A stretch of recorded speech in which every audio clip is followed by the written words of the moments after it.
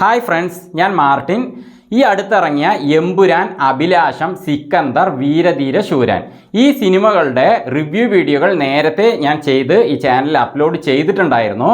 പക്ഷേ ഈ വീഡിയോയിൽ ആ സിനിമകളുടെ ചുരുക്കിയുള്ള ഒരു റിവ്യൂവും അതേപോലെ ആ സിനിമകൾക്ക് എൻ്റെ അഭിപ്രായത്തിലുള്ള സ്ഥാനങ്ങളുമാണ് ഞാൻ പറയാൻ പോകുന്നത്. അപ്പോൾ എൻ്റെ അഭിപ്രായത്തിലുള്ള ആ സ്ഥാനങ്ങൾ പറയുന്നതിന് വേണ്ടിയിട്ടാണ് യഥാർത്ഥത്തിൽ ഈ വീഡിയോ ചെയ്യുന്നത് കേട്ടോ. കാരണം ഇതിനെക്കുറിച്ചുള്ള വിശദമായ റിവ്യൂ വീഡിയോകൾ ഞാൻ നേരത്തെ ചെയ്തിട്ടുണ്ടായിരുന്നു. അപ്പോൾ ഞാൻ ചുരുക്കി അതിൻ്റെ റിവ്യൂസ് പറയുകയാണ്. അപ്പോൾ ആദ്യത്തെ സിനിമ അഭിലാഷം. അപ്പോൾ ഈ ചാനലിലെ വീഡിയോകൾ കാണുമ്പോൾ ഒരു ലൈക്കൊക്കെ കൊടുത്ത് ഞങ്ങളെ പ്രോത്സാഹിപ്പിക്കാൻ മറക്കാതിരിക്കുക. അതുപോലെ ഈ ചാനൽ സബ്സ്ക്രൈബ് ചെയ്തിട്ടില്ലാത്തവർ സബ്സ്ക്രൈബ് ചെയ്യുക. അപ്പോൾ ഞങ്ങളുടെ വീഡിയോകൾ വളരെ പെട്ടെന്ന് യൂട്യൂബിൽ നിങ്ങൾക്ക് ലഭിക്കുന്നതാണ്. ഈ അഭിലാഷം മൂവിയിൽ നല്ല മാപ്പിളപ്പാട്ടിൻ്റെ ശൈലിയിലുള്ള, മലബാറിക്കൽ ശൈലിയിലുള്ള പാട്ടുകളുണ്ട്. പാട്ടുകളും അതേപോലെ അവയ്ക്ക് അതിൻ്റേതായ രീതിയിലുള്ള മ്യൂസിക്കും, പാടിയവർ നന്നായി പാടിയിട്ടുണ്ട്, നല്ല ഈണമുണ്ട്, നല്ല മ്യൂസിക്കും ഉണ്ട്. പിന്നെ ഈ സിനിമയിലെ അഭിനയിച്ചിരിക്കുന്ന താരങ്ങളുടെ കഥാപാത്രങ്ങളൊക്കെ തന്നെ, അപ്പോൾ അവരെല്ലാവരും തന്നെ നന്നായിട്ട് അഭിനയിച്ചിട്ടുണ്ട്.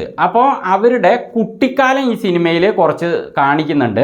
ആ കുട്ടിക്കാലത്ത് അഭിനയിച്ചിരിക്കുന്ന ആ ആക്ടേഴ്സ്, ബാലതാരങ്ങൾ, അതേപോലെ ആ കുട്ടിക്കാലത്ത് ഇവർ വെച്ചിരിക്കുന്ന കാര്യങ്ങൾ, അതൊക്കെ തന്നെ നന്നായിട്ട് വന്നിട്ടുണ്ട് കേട്ടോ. ഒരു ലവ് സ്റ്റോറി അങ്ങനത്തെ കാര്യങ്ങളൊക്കെ നന്നായി വന്നിട്ടുണ്ട്.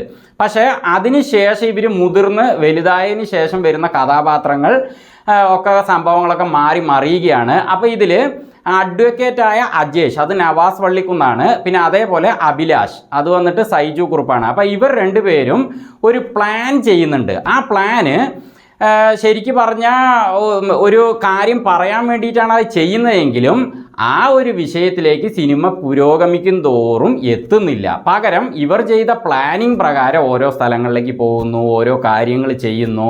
പക്ഷേ നമ്മൾ ഉദ്ദേശിച്ച കാര്യത്തിലേക്ക് സിനിമ അങ്ങോട്ട് എത്തുന്നില്ല. അപ്പോൾ ഈ സിനിമയുടെ കഥയിൽ ഞാൻ സംതൃപ്തനല്ല.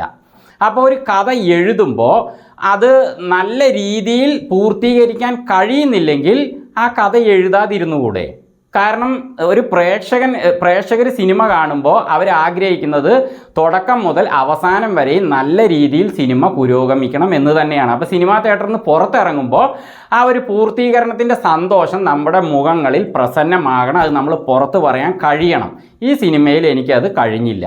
അപ്പോൾ ഞാൻ കൂടുതൽ പറയുന്നില്ല. അപ്പോൾ എൻ്റെ അഭിപ്രായത്തിൽ ഈ സിനിമയ്ക്ക് 4ാം സ്ഥാനം. ഇനി അടുത്തത് സിക്കന്ദർ മൂവിയാണ്. ഈ മൂവിയിൽ നല്ലൊരു സ്ട്രോങ് കഥയുണ്ട് കേട്ടോ. അതിലൊരു ലവ് മാറ്റർ, അതേപോലെ ഒരു അവയവദാന മാറ്റർ, അങ്ങനത്തെ കാര്യങ്ങളൊക്കെ വന്നിട്ടുണ്ട്. അപ്പോൾ അത് തുടക്കം മുതൽ അവസാനം വരെ നല്ല രീതിയിൽ തന്നെയാണ് ഇവർ അവതരിപ്പിച്ചിരിക്കുന്നത്. അതിനൊരു തുടക്കവും നന്നായിട്ടുണ്ട്, അതേപോലെ പൂർത്തീകരണവും നന്നായിട്ടുണ്ട്. പിന്നെ ഇടയിലും അതിൻ്റെ ആ ഒരു എന്താ പറയുക, ഒരു ത്രില്ലിങ് കാര്യങ്ങളൊക്കെ നല്ല രീതിയിൽ ഇവർ കൊണ്ടുപോയിട്ടുണ്ട്. ചുരുക്കി പറഞ്ഞാൽ കഥ നല്ല കഥയായിട്ട് എനിക്ക് ഫീലായി. പക്ഷേ ഇതിൽ ഒരു 5-6 ഫൈറ്റുകളുണ്ട്. പല ഫൈറ്റുകളും അമാനുഷികമായ ഫൈറ്റുകളായിട്ട് തോന്നുകയാണ്. അതായത് മുന്നിലൊരു 200 പേരൊക്കെ നിൽക്കുന്നുണ്ടെങ്കിൽ നായകൻ അവരെയൊക്കെ 1 മിനിറ്റ് കൊണ്ടൊക്കെ തട്ടി അങ്ങോട്ട് തെറിപ്പിക്കുകയാണ്. നായകൻ വീഴുന്നേ ഇല്ല. അപ്പോൾ അതിലൊരു ത്രില്ലിംഗ് ഇല്ലല്ലോ. നായകനും ഒപ്പം വീഴണം, എന്നിട്ട് എഴുന്നേൽക്കുമ്പോഴാണ് നമുക്കൊരു ത്രില്ലിംഗ് ഉണ്ടാവുക. അതുണ്ടാവുന്നില്ല.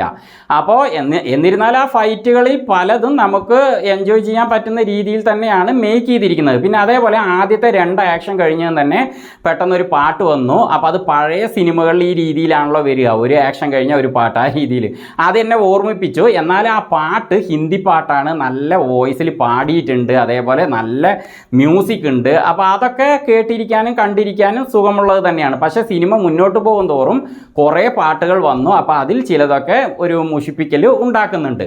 അപ്പോൾ എന്തൊക്കെയായാലും ഈ സിനിമയുടെ കഥ സ്ട്രോങ് ആയതുകൊണ്ട് ശരിക്കും ഇതൊരു ആവറേജ് മൂവിയായിട്ട് തോന്നേണ്ട ഈ സിനിമ എനിക്ക് ഇതിൻ്റെ കഥ കൊണ്ട് ഒരു എബോവ് ആവറേജ് മൂവി ആയിട്ടാണ് തോന്നിയത്. അപ്പോൾ എൻ്റെ അഭിപ്രായത്തിൽ ഈ സിനിമയ്ക്ക് 3ാം സ്ഥാനം. ഇനി അടുത്ത മൂവി എമ്പുരാൻ തന്നെയാണ്. എമ്പുരാന് ഈ സിനിമയുടെ തുടക്കം മുതൽ ഇടവേള വരെ നമ്മൾ പ്രതീക്ഷിക്കുന്ന കാര്യങ്ങളൊന്നും അങ്ങോട്ട് വരുന്നില്ല. അതായത് ലാലേട്ടൻ്റെ ഗംഭീര ആക്ഷനും കാര്യങ്ങളൊക്കെ നമ്മൾ പ്രതീക്ഷിച്ച് തുടക്കം മുതൽ അങ്ങനെ കാത്തിരിക്കുകയാണ്. ഹോളിവുഡ് മൂവിയുടെ ആ ഒരു റേഞ്ചിലാണ് പൃഥ്വിരാജ് ഇത് മേക്ക് ചെയ്തിരിക്കുന്നത് കേട്ടോ. ആദ്യം തന്നെ ഞാൻ അത് പറയാൻ വിട്ടു. ഹോളിവുഡ് മൂവികളുടെ പോലെ കണ്ടിരിക്കാൻ പറ്റുന്ന ആദ്യത്തെ മലയാള സിനിമയായിട്ടാണ് എനിക്കിത് ഫീലായത് കേട്ടോ. അപ്പോൾ പൃഥ്വിരാജ് നല്ല രീതിയിൽ തന്നെ ഇത് മേക്ക് ചെയ്തിട്ടുണ്ട്. പക്ഷേ എന്നിരുന്നാലും ഇതിലെ കുറേ വിദേശ ആക്ടേഴ്സൊക്കെ വന്നിട്ടുണ്ട്. അവരൊക്കെ വെറും നോക്കുകുത്തികളായി മാത്രം നിലകൊള്ളുകയാണ്. കാരണം എന്താണെന്ന് വെച്ചാൽ അവർ കാര്യമായിട്ട് എന്തെങ്കിലും ആക്ഷനോ കാര്യങ്ങളോ അങ്ങനെയൊന്നും ഇറങ്ങുന്നില്ല. അതിൽ ആൻഡ്രിയ ട്രിവേഡർ എന്നൊരു ലേഡി ആക്ടർ ഉണ്ട്. അവർക്ക് സ്വല്പമൊക്കെ ഹീറോയിസം കൊടുത്തിട്ടുണ്ട് എന്നല്ലാതെ ബാക്കിയുള്ളവരൊക്കെ വെറുതെ ഒരു സംസാരിക്കാനും അവിടെ ഇവിടെ നിൽക്കാനും ഒക്കെ മാത്രമായിട്ട് മാറുകയാണ്. അപ്പോൾ സിനിമ ഇടവേള വരെ നമ്മൾ പ്രതീക്ഷിച്ച രീതിയിൽ പോകുന്നില്ല. പക്ഷേ സിനിമയുടെ തുടക്കത്തിൽ സയ്യിദ് മസൂദിൻ്റെ ചെറുപ്പകാലം കാണിക്കുന്നുണ്ട്. അപ്പോൾ അവിടെ വില്ലന്മാർ കാര്യങ്ങൾ അതൊക്കെ കുറച്ച് നല്ല ത്രില്ലിങ്ങിൽ തന്നെയാണ് എടുത്തിരിക്കുന്നത്. എങ്കിലും അതിനുശേഷം ഇടവേള വരെ ഒരു എന്താ പറയുക, ഒരു ഉറങ്ങിയ പോലെ പോകുന്ന പോലെ ഒരു ഫീലിംഗ് ഉണ്ടായി. പിന്നെ അതിനുശേഷം നല്ല ആക്ഷൻ രംഗങ്ങളൊക്കെ ഉണ്ട് കേട്ടോ. ആ ലൂസിഫറിലുള്ള പോലത്തെ ആ മുണ്ട് മടക്കി കുത്തിയിട്ടുള്ള ഒരു സംഭവമൊക്കെ അത് കിടിലൻ സംഭവം തന്നെയാണ്. എന്നാലും ലൂസിഫറിലത്തെ ആക്ഷൻ്റെ അത്രയ്ക്ക് വന്നോ ചോദിച്ചാൽ എനിക്ക് അങ്ങനെ ഫീലായില്ല. കാരണം ലൂസിഫറിൽ ആ മുണ്ട് മടക്കി കുത്തിയിട്ട് ആ കമ്പനീൻ്റെ അവിടെ പൂട്ടിക്കിടക്കുന്ന കമ്പനി അപ്പം കൊടുക്കുന്ന ആ മ്യൂസിക് യാറാണ്ടാ വീ റേ എന്നൊക്കെ പറഞ്ഞിട്ടുള്ള ആ മ്യൂസിക്കൊക്കെ എമ്മാരി മ്യൂസിക്കാണ്. ഒരുത്തനെ അങ്ങനെ തലയൊക്കെ പിടിച്ചും കൊണ്ട് നടക്കുമ്പോഴൊക്കെ ഗംഭീരം. ആ തോക്കിൽ വെടിവെച്ച് എല്ലാവരെയും താഴെ ഇടുന്നത്, പിന്നെ അതേപോലെ പോലീസ് സ്റ്റേഷനിൽ വെച്ചിട്ടുള്ള ആ മറ്റേ ആശാരി ആയുധങ്ങളുമായിട്ടുള്ള അടി, അതൊക്കെ ഗംഭീരമല്ലേ ലൂസിഫറിൽ.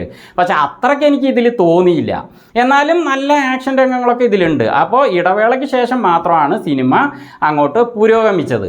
അപ്പോൾ എന്തൊക്കെയായാലും എനിക്ക് ഈ സിനിമ ലൂസിഫറിൻ്റെ അത്രയ്ക്ക് ഒരു കണ്ടിരിക്കുമ്പോൾ ഒരു സുഖം തോന്നിയില്ല. അപ്പോൾ എൻ്റെ അഭിപ്രായത്തിൽ ഈ സിനിമയ്ക്ക് 2ാം സ്ഥാനം. ഇനി എൻ്റെ അഭിപ്രായത്തിൽ 1ാം സ്ഥാനത്ത് നിൽക്കുന്ന മൂവി വിക്രം അഭിനയിച്ച വീരധീര ശൂരനാണ്. ഈ സിനിമ തുടങ്ങി ഒരു 5 മിനിറ്റ് കഴിഞ്ഞതിന് ശേഷം തുടങ്ങുന്ന ആ ഒരു ത്രില്ലിങ്, ആ ഒരു ഭീകരാന്തരീക്ഷം, അതൊക്കെ സിനിമയുടെ അവസാനം വരെയും ഇവർക്ക് നിലനിർത്താൻ കഴിഞ്ഞിട്ടുണ്ട്. അവസാനം വരെയും ത്രില്ലിംഗ് ആണ്. ഹൈപ്പ് എവിടെ കൊടുക്കണോ അവിടെ ഹൈപ്പ് കൊടുത്തിട്ടുണ്ട്. അതേപോലെ ഈ ധൂളിലെ ചില സംഭവങ്ങളൊക്കെ നമ്മളെ ഓർമ്മിപ്പിക്കുന്നുണ്ട്. ആ മധുരവീരൻ താനെ ആ സോങ്ങുമായി ബന്ധപ്പെട്ടിട്ടുള്ള അടി പോലെ അതുപോലത്തെ സംഭവങ്ങളൊക്കെ ഇതിൽ കൊണ്ടുവന്നിട്ടുണ്ട്.